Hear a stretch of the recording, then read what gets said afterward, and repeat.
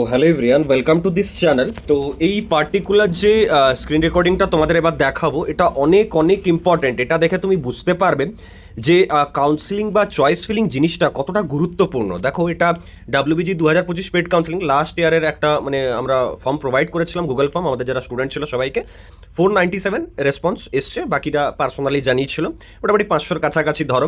যেখানে আমরা কি লিখেছিলাম, please fill out this Google form carefully after discussing with your parents based on the details you provide your WBJEE 2025 choice filling list will be prepared. Saurav Chakravarti or a team member will contact you after submit the form. মানে সোজা কথা হচ্ছে যে তোমার কি ইচ্ছা, মানে তুমি বুঝতে পারবে। দেখো ভালোভাবে এখানে আমরা লিখেছিলাম ফুল নেম, মানে তোমার ফুল নেম দাও, তারপর হোয়াটসঅ্যাপ নাম্বার। আচ্ছা, এরপর দিয়েছিলাম মেনশন ইউর ডাব্লিউবিজি র্যাঙ্ক, মানে মার্কস কত ছিল সেই মার্কসটা। Mention WBJ rank, do you have any caste, যদি কাস্ট রিজার্ভেশন থাকে তাহলে সেটা এখানে মেনশন করতে।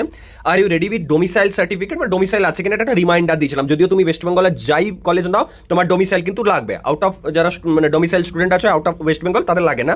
আচ্ছা, টিএফডব্লিউ যদি তোমার থাকে সেটাও এটার জন্য একটা রিমাইন্ডার। আর টিএফডব্লিউ আছে কিনা সেটাও আমরা জেনে যাচ্ছি এটা থেকে। ইডব্লিউএস আছে কিনা সেটাও আমরা জেনে যাচ্ছি।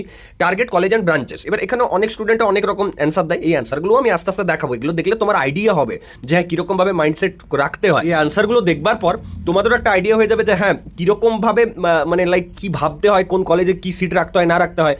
বা পরে এমনিও স্টুডেন্ট থাকে যে আগে গুগল ফর্মটা হলো, তারপর আমাকে মেসেজ করছে, দাদা এই জায়গাটা আমি এইরকম ভাবছি, এটা ঠিক হবে তো, মানে ও নিজেও কনফিউজড থাকে। তো এই জিনিসগুলো, এই সিচুয়েশনগুলো কিন্তু তোমাদেরও ফেস করতে হবে, ঠিক আছে? দেখো, গভর্নমেন্ট কলেজ আর okay with ECME chem branches, মানে তুমি কেমিক্যাল বা ইলেকট্রিক্যালের কোর ব্রাঞ্চগুলো টপ কলেজে চাও কিনা, যদি চাও তাহলে আমি হেরিটেজের ইলেকট্রিক্যালটা রাখবো টপে।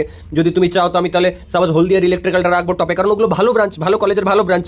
অনেকে বলে যে না দাদা আমি শুধু সিএসআইটি নিয়ে পড়তে চাই। তো এই সব কিছু জিজ্ঞাসা করে স্টুডেন্ট ক্রেডিট কার্ড নিয়ে বা লোন নিয়ে পড়ছো কিনা এটা দেখবো, তাহলে কি হবে, কোনো খারাপ কলেজ ওপরের দিকে রাখবো না।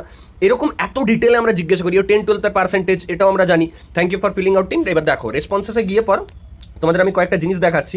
রেসপন্সেসে যাওয়ার পর দেখো এই ধরনের for target colleges GU CU KGC, দেখো এই ধরনের কিন্তু সবাই মানে ডেটাগুলো ফিল করেছে, ঠিক আছে? এই ধরনের। এবার এর সব কিছুর উপর বেস করে আমাদের কিন্তু এক একটা চয়েস ফিলিং লিস্ট বানাতে হয়। জাস্ট থিঙ্ক কি কতটা হেকটিক এবং কতটা গুরুত্বপূর্ণ জিনিস, যাতে তোমরা এটাতে ইম্পর্টেন্স দাও, এটাই বলতে চাই। তো এটা আমরা মানে এটা প্রায় 500-600 জনের স্টুডেন্টের করার মানে যে কতটা ডিফিকাল্টি, এবং করার পর এটা তোমাদের দেওয়া এবং তোমরা সেই ওয়াইজ চয়েস ফিলিংটা করবে, তার ওয়াইজ কলেজ পাবে, এটাও কিন্তু বিশাল ভাইটাল। মানে এটাই তোমার তো লাইফ ডিসাইড করছে। আগে তুমি কোন কলেজ পাবে, তোমার লাইফ আগে কোথায় যাবে, সব কিছু ডিসাইড করছে, ঠিক আছে? তো ভীষণ ইম্পর্টেন্ট জিনিস।